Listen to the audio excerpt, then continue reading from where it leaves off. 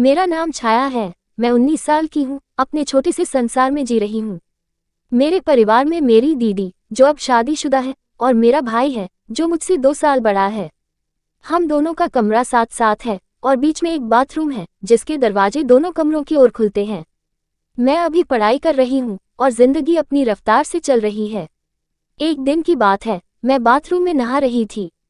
अचानक मुझे ऐसा लगा जैसे कोई मुझे देख रहा हो। एक अजीब सी बेचैनी हुई और मैं जल्दी से नहाकर अपने कमरे में आ गई। मन थोड़ा अशांत था, पर मैंने ज्यादा सोचा नहीं। रात को मेरा भाई मेरे कमरे में आया। हमेशा की तरह वो मेरे साथ बैठकर बातें करने लगा। वो मेरे बेड पर ही बैठ गया और अपने मोबाइल में कुछ देखने लगा। मैंने अपने बाल खोले, कंघी की और हल्का सा दियो लगाया। फिर मैंने उससे कहा, मैं सो रही हूँ, तुम्हें यही सोना हो तो सो जाना, वरना लाइट बंद करके चले जाना। मैं उसकी तरफ मुंह करके लेट गई। थकान की वजह से कुछ ही देर में मुझे नींद आ गई। मुझे नहीं पता था कि उस रात क्या होने वाला था। कुछ देर बाद भाई ने मुझे चेक करने के लिए आवाज दी, पर मैं गहरी नींद में थी। मेरी कोई प्रतिक्रिया न देखकर उसने लाइट बंद की और मेरे पास ही लेट गया।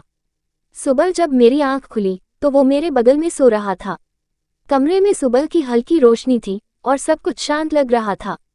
लेकिन मेरे मन में एक सवाल उठ रहा था। कल रात बाथरूम में जो बेचैनी महसूस हुई थी, सुबह की उस शांति में मेरा मन बेचैन था। मैंने भाई को देखा, जो अभी भी गहरी नींद में था। उसका चेहरा शांत लग रहा था, जैसे हमेशा रहता है।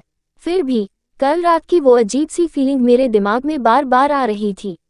मैं चुपके से उठी, अपने बाल बांधे और बाथरूम की तरफ गई। दरवाजा खोलते ही मेरी नज़र उस छोटे से वेंटिलेशन विंडो पर पड़ी, जो बाथरूम और मेरे कमरे को जोड़ता था। वो थोड़ा सा खुला हुआ था और मुझे याद आया कि मैंने इसे बंद करना भूल गई थी। मैंने जल्दी से विंडो बंद की और अपने कमरे में वापस आ गई। भाई अब जाग चुका था और मोबाइल स्क्रॉल कर रहा था। सुबह सुबह इतनी जल्दी? उसने मुस्कुराते हुए पूछा। मैंने हल्के से हंसकर टाल दिया, लेकिन मेरे मन में सवाल घूम रहे थे। क्या कल रात कोई वाकई मुझे देख रहा था, या ये सिर्फ मेरा डर था?